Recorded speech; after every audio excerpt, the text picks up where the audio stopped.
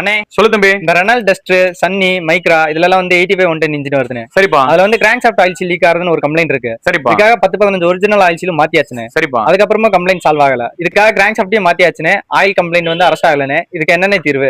Reynold Nissan இதுல 85 110 ரெண்டு விதமான இன்ஜின் வருது. இதுல வந்து இந்த கிராங்க் ஷாஃப்ட் ஆயில் சீல் லீக்ன்றது வந்து பொதுவா எல்லா வண்டியிலுமே வருது. இது மேனுஃபேக்சர்ல எது டிஃபரெண்டான்னு தெரியல. நீங்க வந்து எத்தனை ஆயில் சீல் போட்டாலும் லீக் ஆகத்தான் செய்யும்.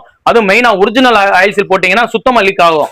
இதுக்காண்டி நம்ம என்ன பண்ணிருக்கோம், அதாவது ஆயில் மில் ஸ்டோர்ல வந்து இந்த ஆயில் சீல் கிடைக்கும். இந்த ஆயில் சீல்ல வந்து பக்கத்துல வா 80 100 10ன்னு போட்டிருக்கா. 80 100 10 இந்த ஆயில் சீல் வாங்கி போடணும். போட்டுக்கிட்டீங்க அப்படின்னா ஆயில் லீக் கம்பல்சரியா வராது. இது வந்து மில் ஸ்டோர்ல கேட்கணும். ஆயில் மில் ஸ்டோர்ல, அதாவது இந்த கம்ப்ரஸர் வேலை பார்க்குற அந்த ஸ்பேர் பார்ட்ஸ் எல்லாம் கிடைக்கும் பாத்தீங்களா, அங்க கிடைக்கும் இந்த ஆயில் சீல். அப்படி உங்களுக்கு எங்கேயுமே கிடைக்கலையா, என்னை கான்டாக்ட் பண்ணுங்க, நான் வாங்கி தரேன். வெறும் 100 ரூபா தான் இந்த ஆயில் சீல். இந்த ஆயில் சீலை வாங்கி கரெக்டா பிக்ஸ் பண்ணீங்க அப்படின்னா, இந்த இடத்துல பிக்ஸ் பண்ணணும். பிக்ஸ் பண்ணீங்கன்னா ஒரு சொட்டு ஆயில் லீக் ஆகுது, கரெக்டா இருக்கும், எந்த பிரச்சனையும் இருக்காது.